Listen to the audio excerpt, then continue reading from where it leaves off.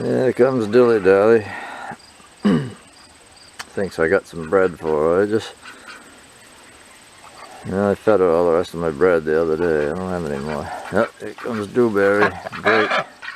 That's big baby Drake with the big orange beak looking up there.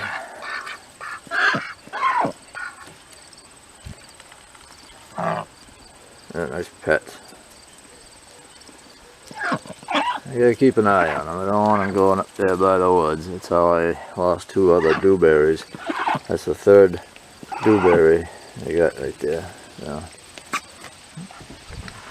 they like to go in the pool. I've been keeping them up in that pheasant pen nights, but I got a little work to do on it. As soon as I get the mountain quail sold out of the building, out of the shed, I'm gonna put them in there, along with the hens. I got the bantams in cages right now, only because I got the bunch of mountain quail in my shed. I got 34 mountain quail in the shed. I needed to use it because the hawks were bothering them out in their pens, so I put them in there. And it's October 7th today.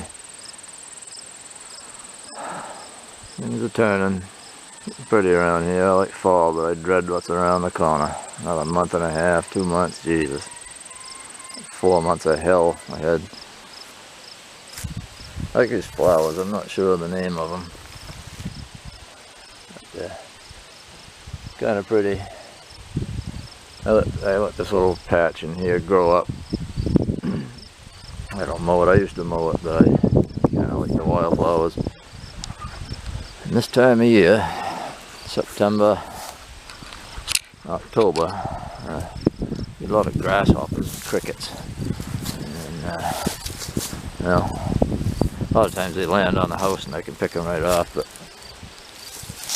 trying for them now, and there's a lot of them, but they keep going down in the grass. But bobwhites love them, and the merns.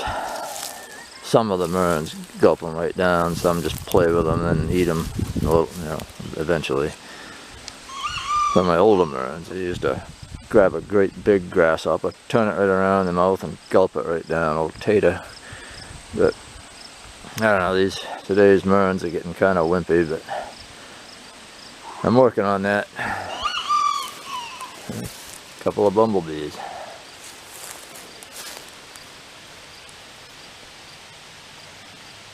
Careful not to get stung. Another one there. Still pollinating. Pretty mild up today. Feels like high 60s, a breeze. So I didn't haul today. Guy that used to come and weed whack the cemetery moved way the hell down east. At least a couple 100 miles away, and so that psychopath neighbor up there kind of drove him out. And he was a good guy. It's too bad to lose a decent neighbor. Now there's only one decent one left, and the rest of them a bunch of assholes. And especially that one that plastered all over the town community bulletin board that I was shooting dogs out in the yard. I just had to pay a lawyer $2,500 because that punk cop was trying to railroad me. He said, oh, it's just a little misdemeanor and you'll go to court and pay a fine. Well, I looked at the ticket that he wrote me, and it said Class D criminal, cruelty to animals. And punishment is up to 364 days in jail and a hefty fine, like $2,000. So I figured I'd gamble the $2,500 trying to get out of that. I hired a damn good lawyer out of Portland, and I know these Lincoln County officials, cops and judges, and they're just a real bunch of assholes in this country, real pricks. So in this county, I should say. So that's why I spent the money. And yeah, we got a lot of these flowers around. I come out with my loppers and lop down all these young popples that are coming out. These more weed trees. You know, they get pretty big, then they rot, and then get a windstorm and they break off right in the middle and come down everywhere. I had one way up back there, a near miss. Almost, if it fell the opposite direction, it would have wiped out a couple of my double-decker Mearns pens. So, yeah, but you know, he's not around to weed whack anymore, and cemetery's growing up. Can't see the stones. I kind of like it that way actually, but it's gonna, you know, if I let it go, it's gonna grow out of hand and start uprooting them. You know, the bushes and trees start getting bigger. So next spring I'll come out and lop them down, and I don't want to weed whack it though. There's a lot of wild blueberries and flowers and stuff that grow in the summer, and I like to leave that alone. But I figure as long as I keep the trees down, I don't know, I might do it this fall if I get the chance. It's so damn much going on. It's a court case, and well, I'm not going to court. The lawyer's going for me, and you know, he's got to convince the DA, I guess, and you know, try to talk him into something. And if that doesn't work, he's got to go see the judge. So I don't know. I'm not too confident in it, but see what happens.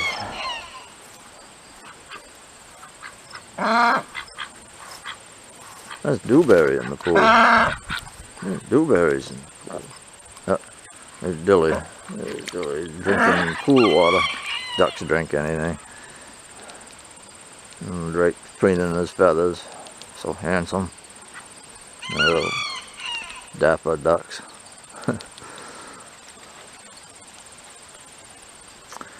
Yeah, I love ducks. I always got to have a few pet ducks. I don't know what the hell I'd do if they sent me to jail. Geez,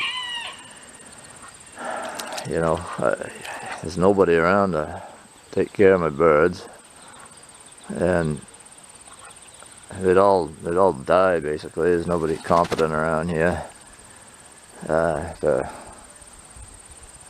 would know what to do without opening the door and letting some out by accident, and not giving the right food, not giving enough water, and oh geez, you know, if I was in there through the winter, you know, they would be able to plastic up the pens. It'd be a disaster. I mean, I'd almost be better off just opening the door and let them out. So I'm hoping, you know, people will pay me for the, you know, the rest of those mountain quail. Got a bunch of orders coming in. A lot of people want them. Time to start paying.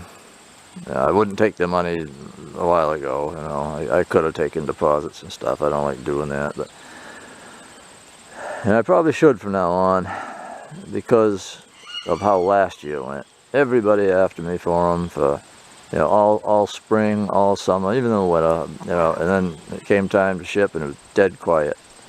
That's probably because I didn't take deposits, and if I did,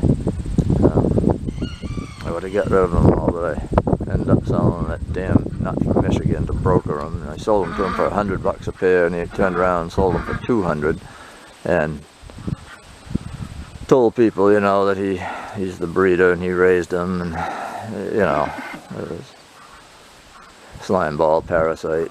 It's okay for him to do it. Someone did it to him, charged him double, he'd be mad as hell. I know how he operates. Just like when he got those banded quail from that crook from California, paid something like $1,200. You know, and I told him they're old birds and got the white feathers growing on them because of the age, and how I tried to dump them on a friend of mine for a couple $100 a pair about 6 years ago. They're all males.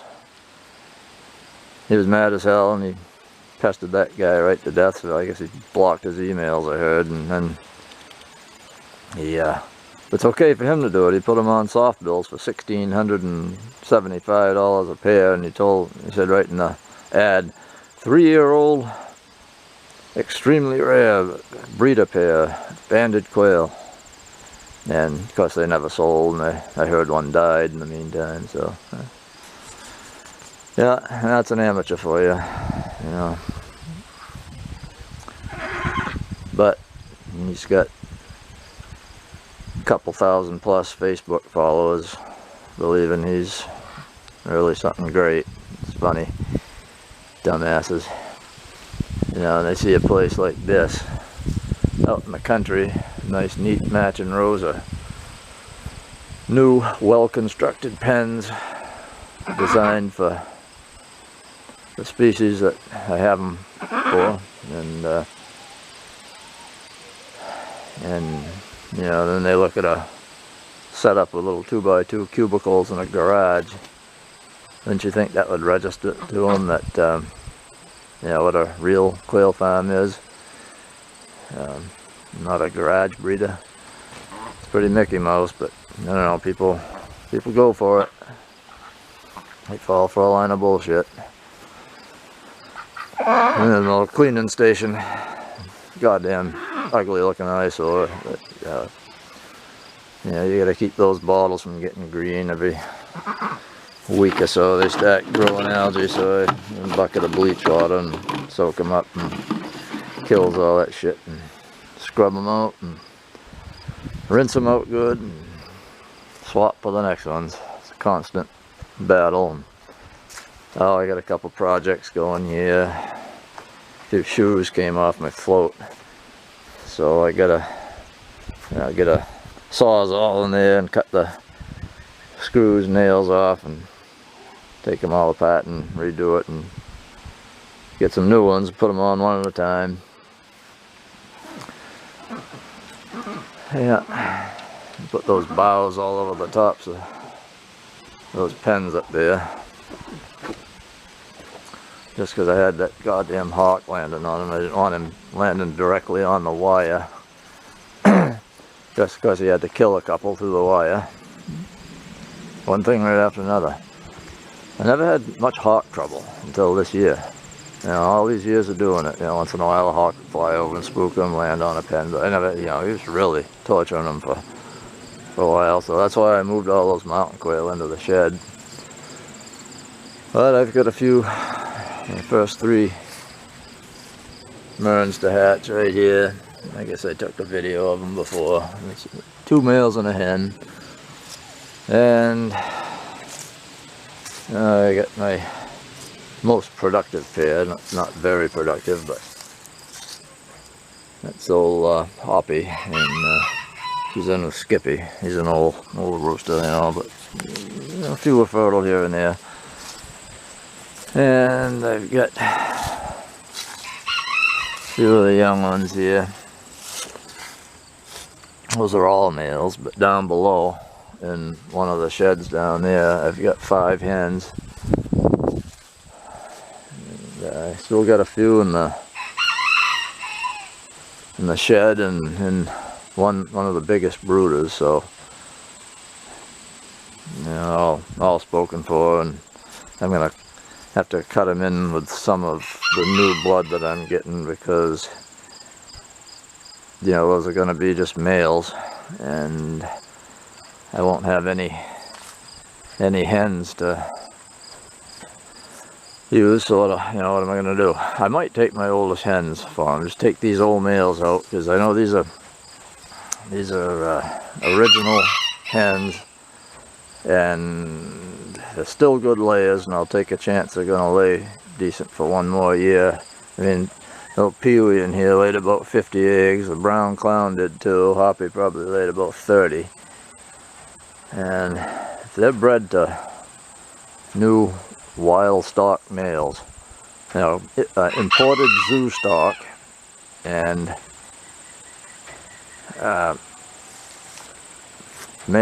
two males that come out of the wild from different places. You know, if these hens lay 50, 30, just say they did again, I'd end up and hatching them like I used to hatch them, I'd have a pile of good birds, you know, because I used to hatch out of all these double-deckers. I had about 7 pairs, and geez, they used to lay, you know, 50, 60 eggs to, you know, a hen, and every one was fertile right up until the very last of them. They'd lay right through the end of August, some into September, you know, for the first week, and right fertile till the very last egg, and I'd be in the 90% hatch rate. I did make the mistake of selling a lot of eggs cheap, but I still hatched a lot of birds. You know, I could raise about 50 from one pair, and you know, that just doesn't happen these days with my males getting old. And other guys don't do it too. You know, they'll show pictures and, you know, videos of brooders full of chicks, but you know, they're getting that off of 20 some odd pairs of breeders, you know, and so it's a pretty low percentage. It's and you know, because they're all brother sister pairs, you know, they got all the original stock from here and then bred the offspring together. And you know, these jokers have been in it for, well, that Slime from Ohio, he's only been in it since 2015, and the Matt the Rat and Crazy Keith since 2016, and you know, making up brother sister pairs and selling the offspring as unrelated breeder pairs, so to people, and telling them they're unrelated breeders from, you know, numerous bloodlines all over the country, you know, different breeders, you know, so but don't mind, you know, I just let them get old and keep them together, and luckily, maybe in the nick of time, I'm getting that new stock, and hopefully I can save this operation in the following year, get some more new stock. I'm gonna make up some more unrelated young breeder pairs, and I intend on having, what I'm getting out of Benson's, I'm gonna take every pen that I've got like this and put the foam on it just like that, because I've got about 6 with foam and probably about 8 without, and I'm gonna foam the ceilings on every one, and plus those double deckers, and I intend on, they have a decent hatch at season, filling them full of Merns.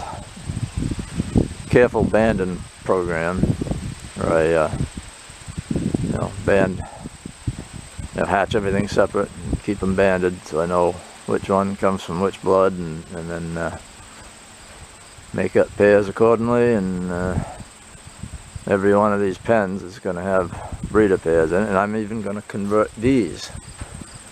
I'm going to foam the tops and the back and the hutch, and I'm going to stretch some flight net real tight, about this far down from the top, so if they bounce up, they'll bounce off the net. So everything around here is going to be for Merns,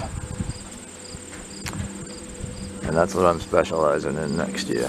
Well, I'll shut it off before it runs out. It only records for so long.